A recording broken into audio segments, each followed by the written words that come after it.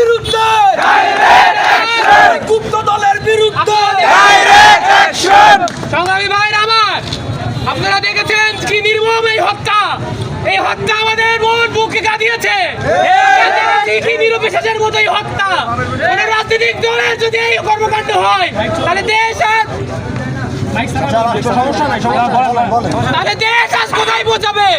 আমরা বলতে চাই, কোন রাজনৈতিক দল যদি নিজেদেরকে সর্বোচ্চ ক্ষমতার মালিক মনে করে তাহলে এটা ভুল।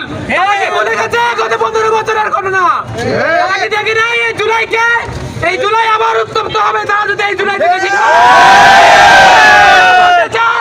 তাদেরকে জুলাই থেকে শিক্ষা দিতে এবং তাদের এই সন্ত্রাসকে নির্মম করতে তারা ছাত্র জনতা তাদেরকে উচিত শিক্ষা দিবে।